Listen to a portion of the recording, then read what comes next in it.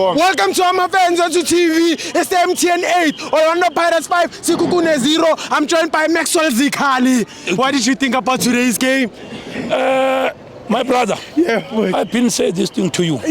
Let us take it one game at a time. Yes, sir. Step by step. Step by Step step. by step. Kukhona. Oh, yeah. And then Sasha, sazobapita. Yeah, sazobapita. Step by step. Yabona lento ebengilande Spain. Yeah. Boys, they learn something. Yeah. They're playing tika-teka. Sure. Tika-teka. Kamina ka wena. So I want to say thank you to all Orlando Pirates players today. Yeah, Max.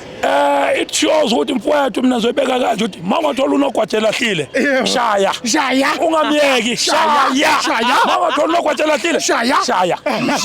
Okay, Max, man of the match bekuwani? Mina mfowethu man of the match today ngabe ku stage. Yeah.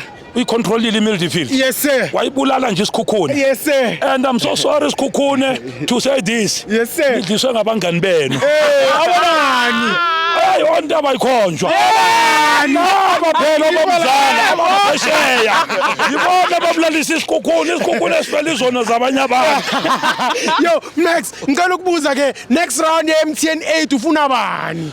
Mina into ngayisho abantu abafunayo yilabo abaseJoskey Jehova ilaba omina naphezulu kodwa okubhlungu ukuthi nje laba kusasa they are off baba khatlela uEric Dinku yabakhipha nje kusasa ikhosi lehamba kusasa liyahamba liyalwasha ijezi nje angazi ukuthi bothola ipili liquid eCape Town angazi ukuthi ulwandle lwakhona lwine ilukhide enough balwasha nje ijezi amabhokobhoko kusasa inka iscoreline seCape Town City neKaizer Chiefs kusasa kuzobe kuyini u3-1 Cape Town City going back to Naturena with no point going back to Naturena baligeza nje ijezi amabhokobhoko kusasa unfortunately ngoba amabhokobhoko agibela ahambe eFrance kunabanye abageza ijezi abasela yebo Max thank you ngiyabonga ngibonga kuma mighty Buccaneers ngendlela enisupport ngakhona i-team Buccaneers let us keep on supporting our team this is our beloved team whether you like it or not alikho elinye ikhaya elifana neOrlando Pirates kula sithola khona injabulo